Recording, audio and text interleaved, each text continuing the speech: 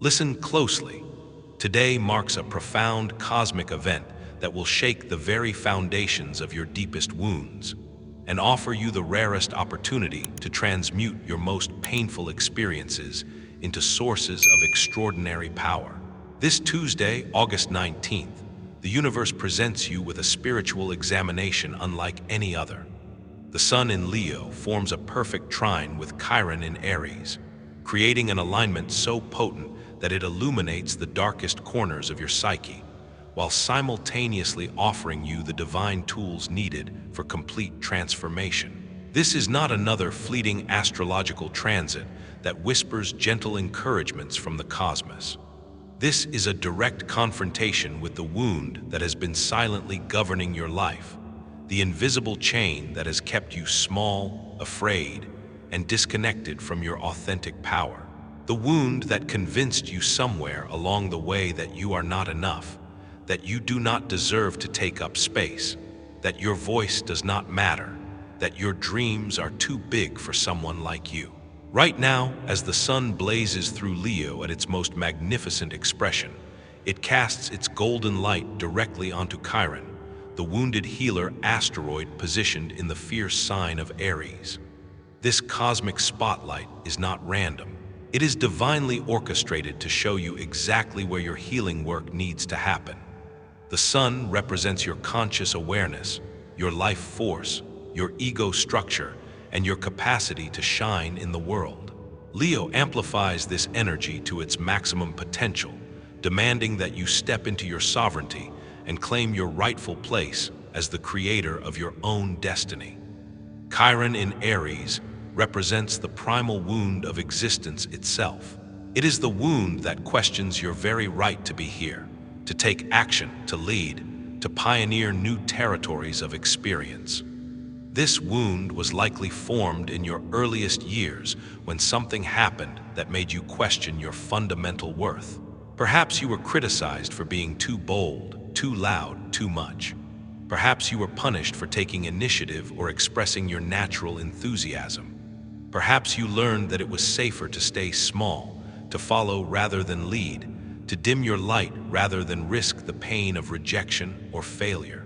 The trine aspect between these celestial bodies creates a harmonious flow of energy that makes healing not only possible, but inevitable if you choose to work with the cosmic currents rather than against them. Unlike harsh aspects that force change through crisis and upheaval, the trine offers you a gentle but firm invitation to step into your healing journey with grace and conscious participation. But here is what most people fail to understand about this transit.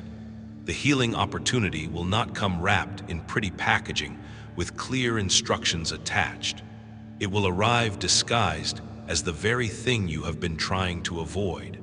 Your wound will be activated, your pain will resurface, and you will find yourself face to face with the exact pattern that has been sabotaging your success and happiness for years. This activation might manifest as a seemingly innocent comment from a friend that hits you with disproportionate force.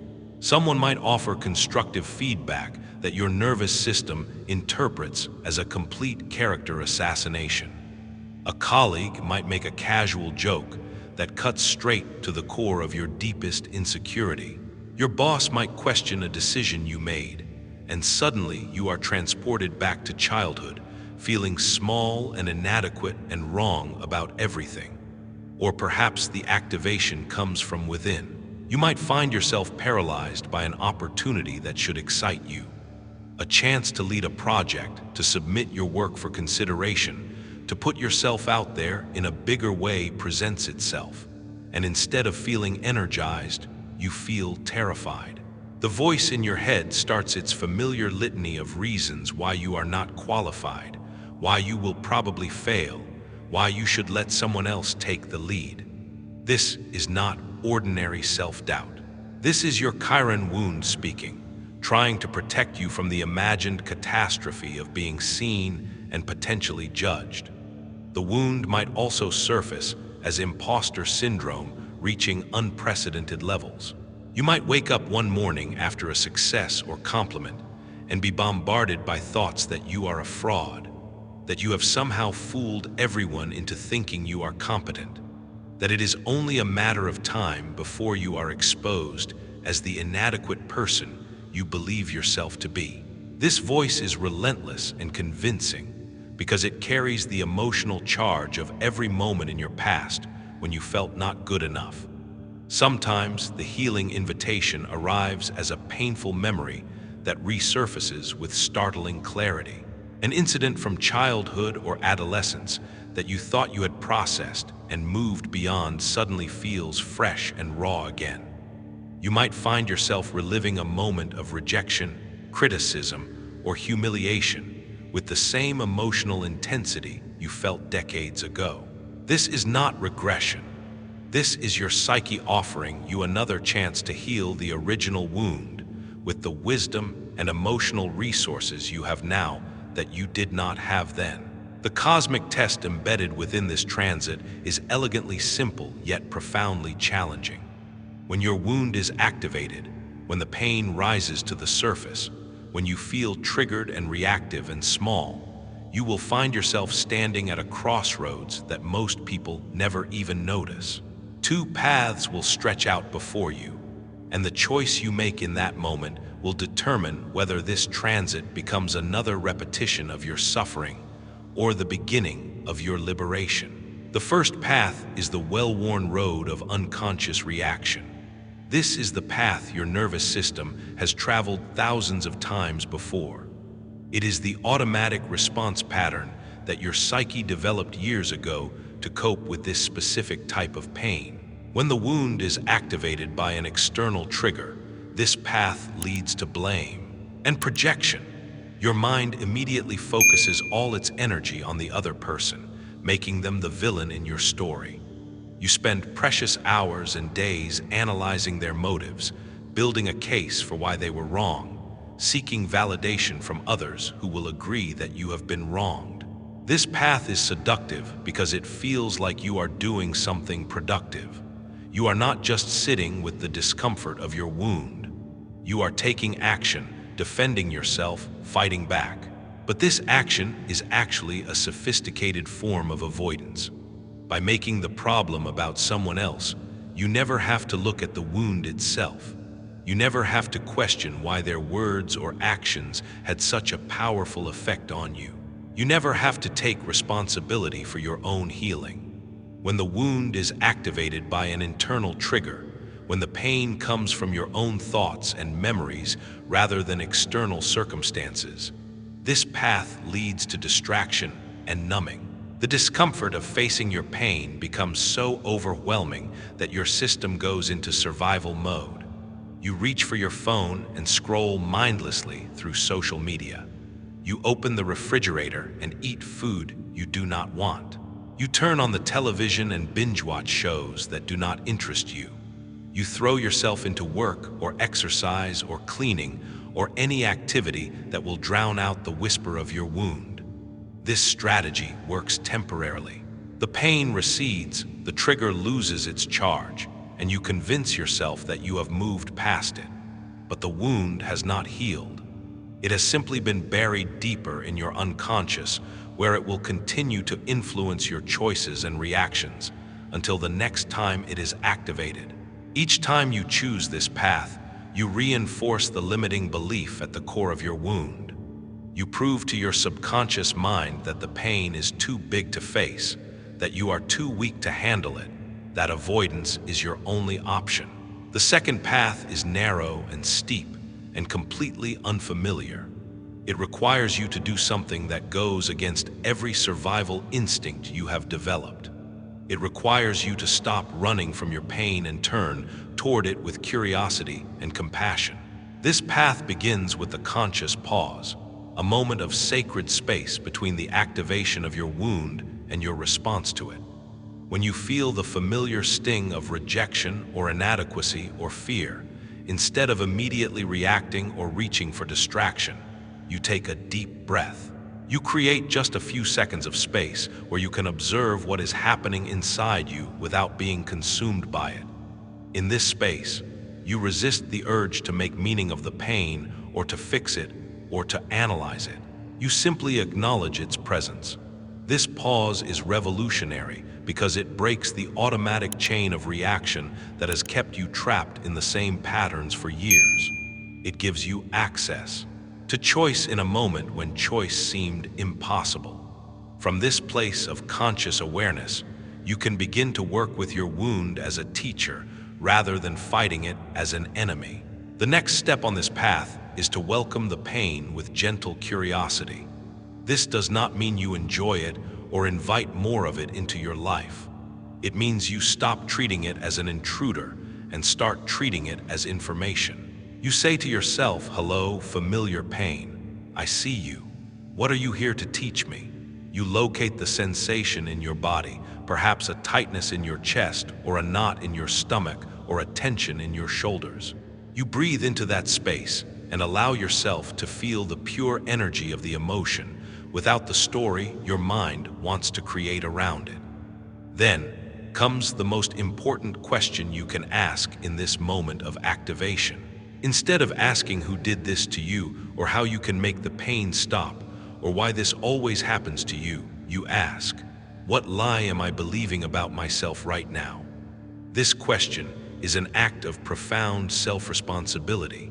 It brings all your power back to the only place where healing can actually occur, which is within your own consciousness.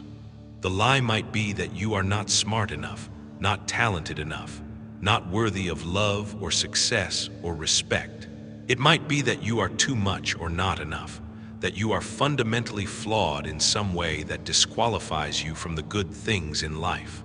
It might be that the world is unsafe, that people cannot be trusted, that vulnerability always leads to pain. Whatever the specific content of the lie, it was formed during a moment of pain in your past, when you were too young to understand that one experience does not define your entire worth or determine your future possibilities. Once you identify the lie that your wound is protecting, you can begin the work of conscious healing. This is not a one-time event, but an ongoing practice of catching yourself in moments of unconsciousness and choosing a different response. Each time you choose the path of awareness over the path of reaction, you weaken the neural pathway that keeps you trapped and strengthen the pathway that leads to freedom. The healing process has 3 distinct phases that build upon each other to create lasting transformation. The first phase is becoming the conscious witness to your pain. This means learning to observe your emotional reactions without being completely identified with them. You practice seeing yourself as the awareness that experiences emotions rather than being the emotions themselves. When your wound is activated, you find a quiet space where you can sit with the discomfort without immediately trying to fix it or escape from it. You close your eyes and focus on the physical sensations in your body rather than the story. Your mind is telling about why you feel this way. You breathe deeply and repeat to yourself, "I am not this pain. I am the consciousness that observes this pain." This practice of disidentification is what gives you back your power of choice. When you are completely merged with your emotional reaction, you have no freedom. You are at the mercy of your conditioning, doomed to repeat the same patterns over and over again. But when you can step back and observe your reaction as something that is happening within you rather than something that you are, you suddenly have access to different possibilities. The second phase is entering into dialogue with your wound. From your place as the conscious witness, you begin to investigate the deeper dynamics at play.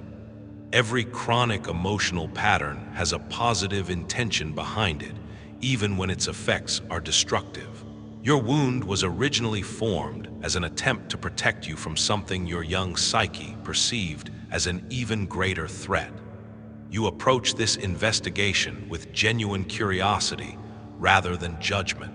You imagine your wound as a separate entity living within you and ask it direct questions. What have you been trying to protect me from? What are you afraid will happen if I take risks, if I shine my light, if I claim my power? What belief about myself or about the world are you trying to keep me safe from challenging? The answers that arise might surprise you. You might discover that your tendency to procrastinate is actually your wound trying to protect you from the humiliation of failure. You might realize that your pattern of staying small in relationships is your wound trying to protect you from the pain of abandonment. You might understand that your harsh inner critic is actually trying to protect you from the imagined catastrophe of being rejected for who you really are. By understanding the positive intention behind your wound's protective strategies, you can begin to relate to it with compassion rather than resistance. This shift from fighting your pain to understanding it is crucial for deep healing. You cannot heal something that you are at war with. You can only heal something that you have made peace with. The third phase is taking action in the physical world that demonstrates your new relationship with your wound. Healing is not complete until it is embodied in your actual choices and behaviors. You need to prove to yourself and to your unconscious mind that you no longer believe the lie that your wound has been protecting. Based on what you discovered in your dialogue with your wound, you design a small but significant act of courage that directly challenges the old limiting belief. If your wound protects you from failure and the belief that you are not good enough, your act of sovereignty might be applying for a job that feels slightly beyond your qualifications. If your wound protects you from abandonment and the belief that you need others to be happy, your act of courage might be taking yourself on a solo adventure and thoroughly enjoying your own company. These actions do not have to be dramatic or life-changing. They just need to be authentic expressions of your commitment to living from your truth rather than from your wound. Each time you act from courage rather than fear, you create new neural pathways that support your highest potential rather than your oldest limitations. The Sun Trine Chiron transit offers you a window of accelerated healing, where this work becomes not only possible, but effortless when you align yourself with the cosmic energies at play. The Sun in Leo provides you with the confidence and life force energy needed to face your deepest fears. Leo energy is inherently courageous, generous, and self-assured. It knows its own worth and is not afraid to take up space in the world. Chiron in Aries adds the warrior energy needed to fight for your own healing. Aries is the sign of new beginnings, of pioneering uncharted territory, of having the courage to go first. When Chiron transits through Aries, it asks you to become the pioneer of your own healing journey, to stop waiting for someone else to save you, and start taking responsibility for your own transformation. The trine aspect ensures that these energies flow together harmoniously rather than creating internal conflict. You do not have to choose between being strong and acknowledging your wounds. You do not have to choose between self-confidence and self-awareness. The trine allows you to be both healed and healing, both powerful and humble, both sovereign and connected to something greater than yourself. This transit is not asking you to become perfect or to never feel pain again. That is an impossible and ultimately unhelpful goal. What it is asking is for you to change your relationship with your pain so that it becomes a source of wisdom and strength rather than a source of limitation and self-sabotage. True healing means that your wound becomes a sacred scar. A scar is different from an open wound. A scar has closed and healed, but it remains visible as a reminder of what you have survived. Your emotional scars become sources of credibility and compassion. They give you the authority to help others who are struggling with similar challenges. They become proof of your resilience rather than evidence of your damage. The pain that once triggered you into unconscious reactions becomes information that helps you navigate future challenges with greater wisdom. The sensitivity that once felt like a liability becomes a superpower that allows you to perceive subtleties that others miss. The wound that once made you feel broken becomes the crack where the light gets in. This August 19th presents you with a rare opportunity to accelerate this healing process. by working consciously with cosmic energies that are specifically designed to support your transformation. But the opportunity will not last forever, and it will not do the work for you. You must choose to engage with the process. You must choose to face your pain rather than avoid it. You must choose to see your triggers as teachers rather than enemies. The universe is offering you a promotion from victim to healer, from wounded to wise, from reactive to responsive. But you have to say yes to the invitation. You have to be willing to walk through the fire of your own healing in order to emerge as the version of yourself that you came here to be. Your wound is not a mistake or a punishment or evidence that you are broken. It is a sacred assignment, a curriculum designed specifically for your soul's evolution. It contains within it the seeds of your greatest gifts and your deepest purpose. The same sensitivity that makes you vulnerable to pain also makes you capable of profound empathy. The same intensity that creates your suffering also fuels your passion. The same depth that allows you to feel so much also allows you to love so deeply. The cosmic invitation of this Sun Trine Chiron transit is to stop seeing your wound as something to be ashamed of and start seeing it as something to be honored. To stop trying to hide your scars and start wearing them as badges of courage. To stop apologizing for your sensitivity and start celebrating it as a gift. To stop seeing your healing journey as evidence of your brokenness and start seeing it as evidence of your commitment to becoming whole. This is your moment. This is your test. This is your opportunity to transform your deepest pain into your greatest power. The universe is holding space for your healing. The cosmic energies are aligned in your favor, and all that remains is for you to say yes to the journey of becoming who you were always meant to be.